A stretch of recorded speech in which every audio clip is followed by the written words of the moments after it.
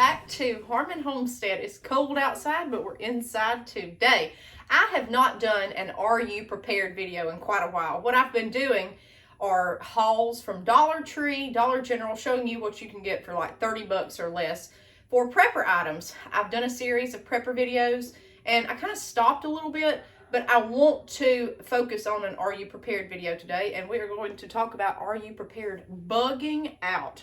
So if you're in the prepping community, you have heard of bugging out. People have bug out bags. People prepare to go live in the woods, remote, or whatever. Whether you stay at your house or want to leave, whatever the situation may be, that's what bugging out is. But I want to talk about something different with bugging out. So last night I was watching a documentary, which I love documentaries, 100%. I love them. I watch them all the time. I just like educational stuff. That's one reason I do these videos for you guys. And it was a documentary on the worst natural disaster possible in human history. I am going to put a link to the documentary in the description of this video for you guys to watch. I highly encourage it. The number one problem with any kind of disaster, believe it or not, mosquitoes. So we're bugging out. Guys, I learned so much from that video. Now, I live here in the deep south. A lot of y'all watch me. Some people have put Mississippi Delta. I know we've got Louisiana on here. You live in swampy, wet areas. Where we're at in central Alabama, we've got ponds. We've got a creek right beside our house. We've got all sorts of stuff. So mosquitoes are a problem. But mosquitoes have killed over half of all human population. Guys, go check it out for yourself. I was floored. I had no clue. Of all human population that's ever existed, they estimate mosquitoes have killed half because of the disease that they carry and they can transmit to humans, us. They are the number one most deadliest animal of all time, mosquitoes. It's kind of hard to believe. I probably would have said rats. I was thinking bubonic plague, but no, mosquitoes. Mosquitoes carry West Nile virus. Y'all have heard of this. Zika virus. Now, we had an outbreak of that several years ago here in Alabama and Mobile on the coast. Wet areas, mosquitoes. Yellow fever, dengue fever, several others that cause encephalitis. And last but not least, number one, malaria. So how does this deal with prepping? Okay. Say an EMP happens. You have no running water because water filtration plants won't work. You have no power, nothing like that. You're going to have to live off grid, okay? You don't have any kind of sanitation. You can't flush a toilet. You don't have lights. You have nothing. You don't have trash pickup. You don't have anything like this. So you are going to be more prone to be outdoors, and you are going to be more prone to be exposed to mosquitoes, okay? Mosquitoes, we see them every summer. We don't pay that much attention to them, guys, but they are deadly, honestly. So there's some things, not to cause, panic or anything, but there's a lot of things you can do. So let's talk about mosquitoes and what you can do. So first of all, I said no sanitation. Our ancestors, I'm talking about great-grandparents, my great-grandparents, guys, they were smarter than we'll ever be. People back then that did not have running water inside their house, they didn't have toilets, anything like that. My people had outhouses. There's still one standing on this property, okay? That's just what people used back then. And what they did was the outhouse kept everything contained. They would put sawdust or lime on top of the outhouse, where you went to the bathroom, to keep the stench down and to keep water from standing. Then at some point, you would have to either clean out that area or you would have to move the outhouse. You don't want standing water, okay? That is a huge thing. Standing water causes mosquitoes to come there to breed. They breed in standing water. So you think of ponds, anything like that, not necessarily running water, but stagnant standing water. That's a mosquito breeding ground. So outhouses are huge. If we lost everything today, an EMP happened, we had no way to use a toilet inside the house, what would you do? The first thing you would do, I suspect if you live like me, you go out to the woods. But what are you going to do? Are you're going to have to form someplace to go over time to keep disease down, not just malaria with mosquitoes, but you're going to have to think about how these people created an outhouse for so many reasons and have a contained shelter for this. They were very, very, very smart. But mosquitoes love standing water. Now, what you can do in modern times, you can have kind of a plan like that in place, or very, very simple. Every spring, every summer, when it warms up and these things are breeding, even in the fall here in the South, empty out anything in your yard that has standing water. We are notorious for having junk around the homestead. You've got tires, you've got buckets, you've got bowls, you've got chicken waters, you've got any little thing that will hold water over time if it rains, okay? So then the water stands and mosquitoes breed there. Clean that stuff out, get it cleaned out, get it cleaned up, dump it out. That way they won't have just a natural breeding ground there. That's something easy to do. Don't leave stuff standing in your yard with standing water. Next, our ancestors, everybody, had to use fire at some point. I've done videos on our off-grid cooking. I'm getting into that huge. Fire is huge to keep mosquitoes away. Smoke. They don't like it, okay? So you think about how Grandma and Grandpa cooked. They had wood stoves, they had outdoor fires, they had all this kind of stuff constantly. That led to less mosquitoes being around them. That actually helped them health-wise in preventing the mosquitoes to get near their area. Smoke they hate, okay? So it seems like everything, if you look back that your ancestors did, it actually had a reason. I don't know if they knew it or not, but it actually helped. That's why we're all here today. We were able to survive outbreaks of disease and everything else. People were so smart, and what they did worked, okay? So if you have a way to build a fire, that's great. If you have no power, no running water, nothing like that, can't really be indoors or don't want to be indoors, if you're outside, build a fire, okay? The smoke will keep the mosquitoes away. Next, if you have to sleep outdoors for any reason, now we've all seen this.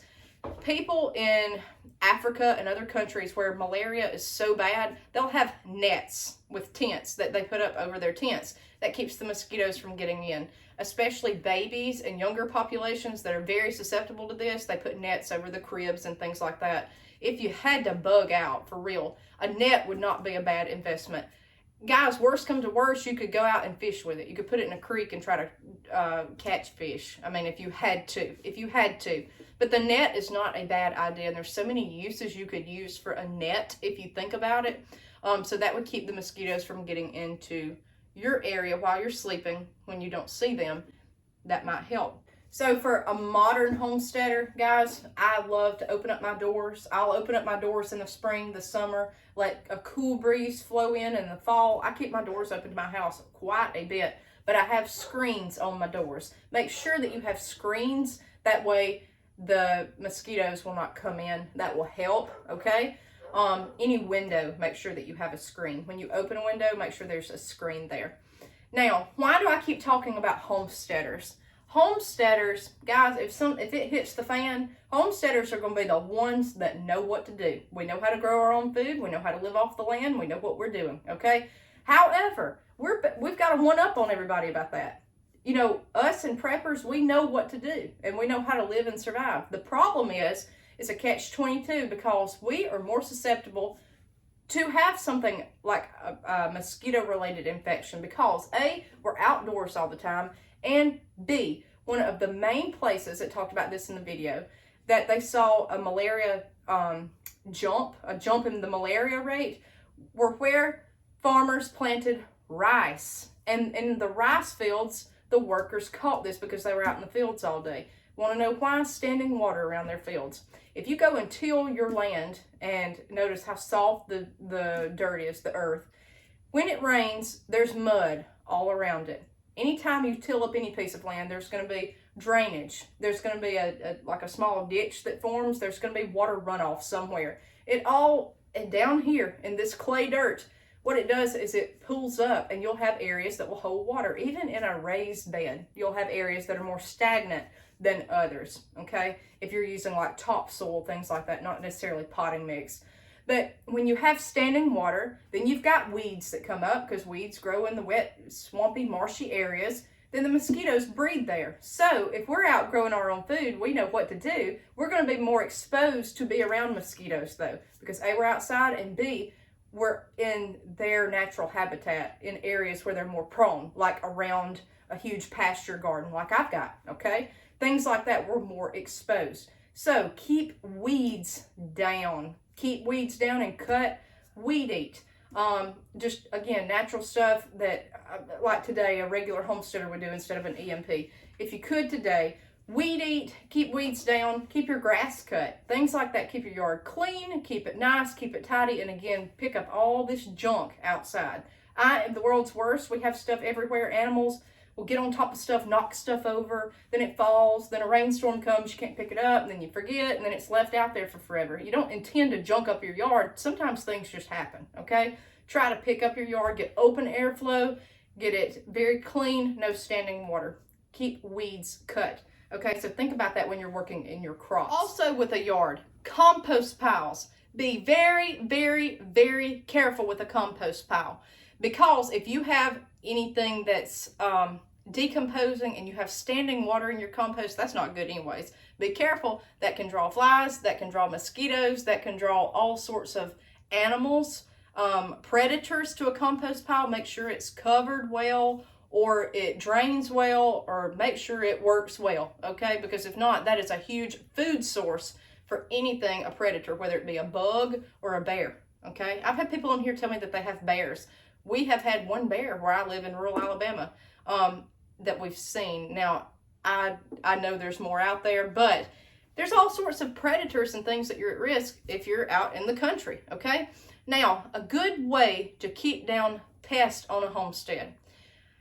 We got fly traps 2 years ago. We had so many flies because of these chickens. It was terrible. It was hot. It was wet. Very wet summer. Flies everywhere. We went and got these fly traps. They worked, but it just got what was there. The flies kept breeding. They stink to high heaven. They stink. So last year for my birthday, I said I wanted some Muscovy ducks. And my husband went and got me Muscovy ducks. I've got my drake and 3 hens.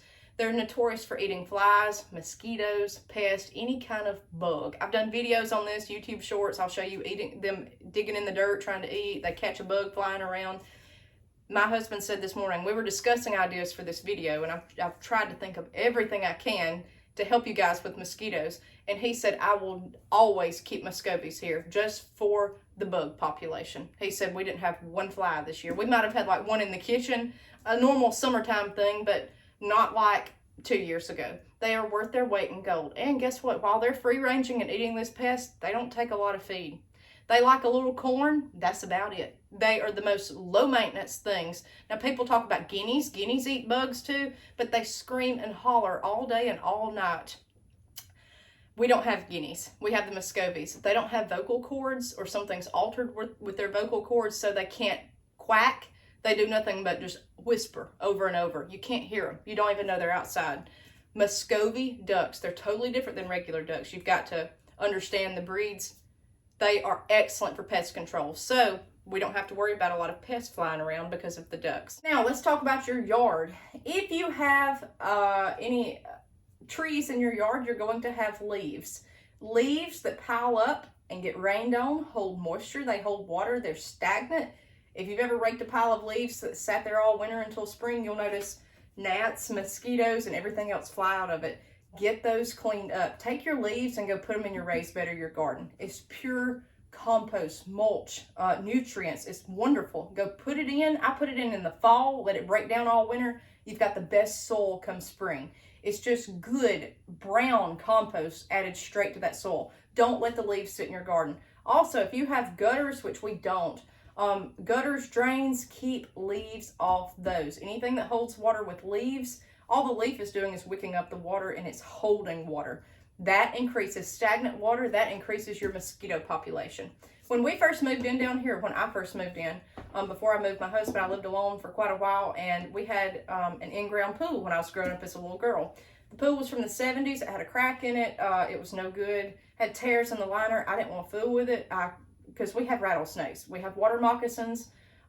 We have all sorts of things down here. So, and in the pool, we've seen them multiple times inside the water. I said, I don't want that thing. And it was nothing but a mosquito breeding ground, just green water. Now, it had been abandoned for 10, 20 years, but it was awful. I had that filled in. That's where my raised beds are now. So I didn't want it anymore. I didn't want that. So if you got any kind of water that's stagnant, not moving, that's where they're going to be, and I can attest to that. All right, so if you have pets, we've got dogs. They go outside during the day. They come inside at night most of the time. Their water bowls we change frequently in the summer because mosquitoes don't only affect us, they affect your animals. That's where you get heartworms and things like that, okay? Change your animals' water frequently in the summer. Don't let green algae get in that water bowl, water bucket, whatever. Clean it out. Keep it clean. Also, our duck tank, we use a huge metal stock tank for that. We clean it and we keep it clean for the ducks. Now, they'll muddy up the water that afternoon as soon as we change it, but you need to keep it clean from algae, okay?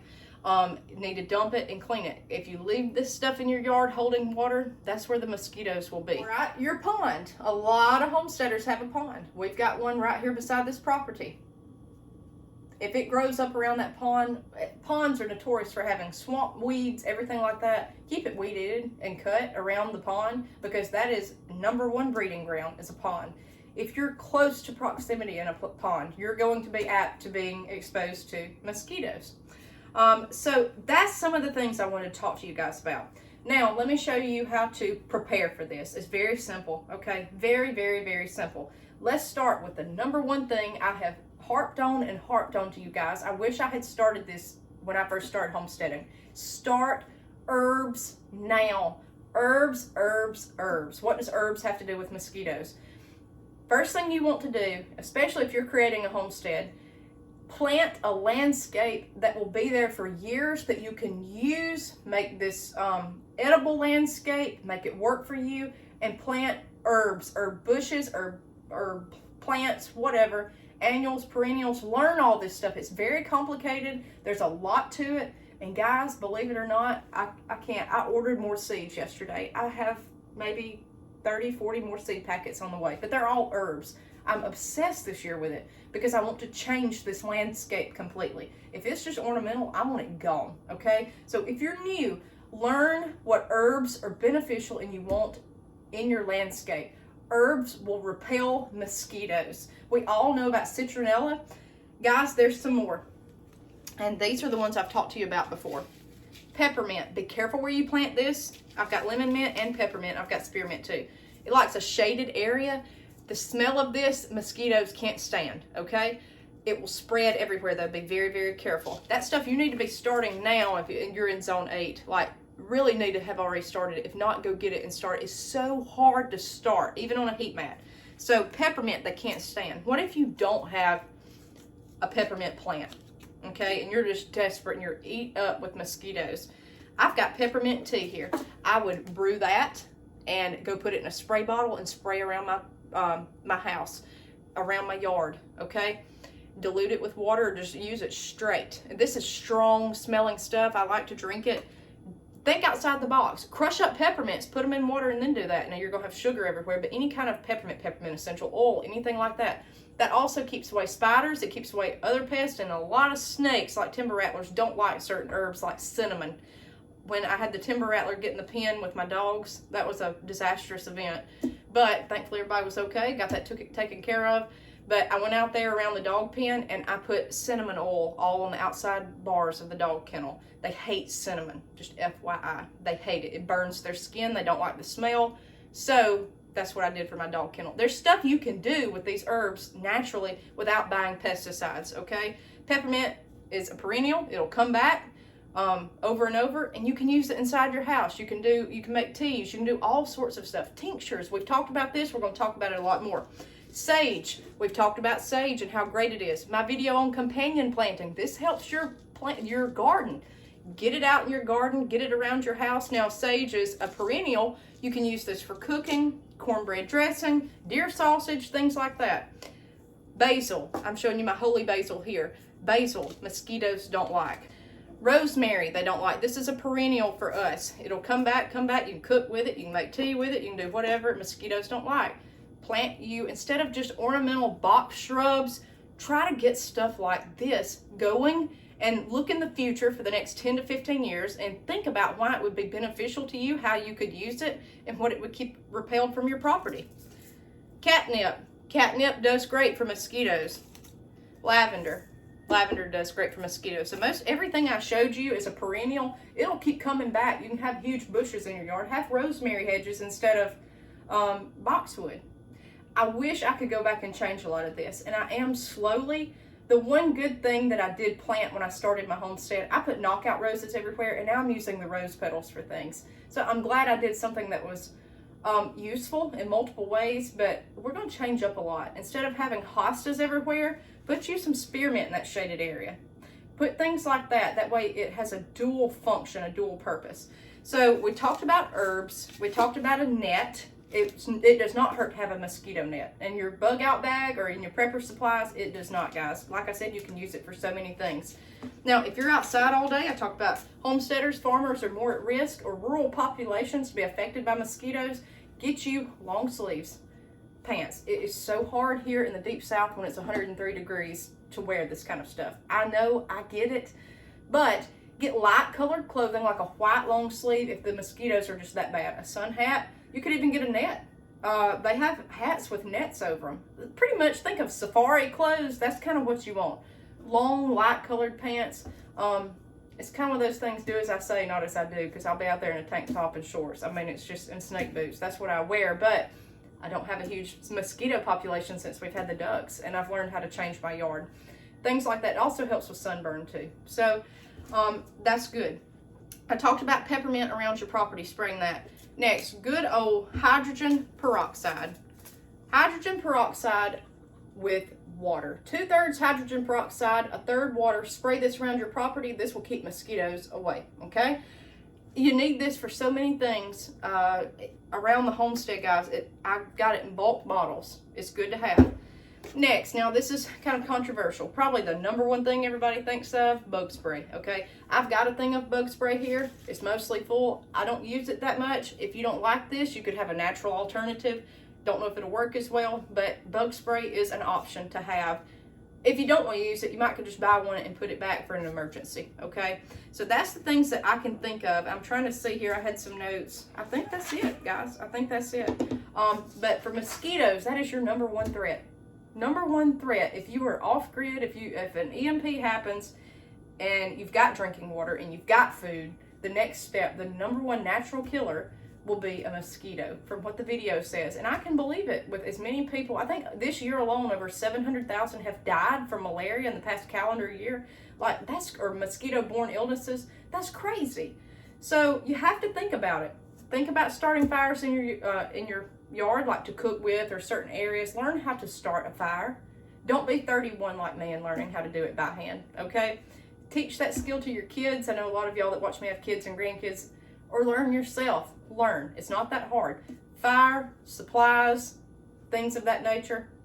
Think about mosquitoes. Go watch the video. All right, guys, so that's our bugging out video. See you guys next time on Harmon Homestead.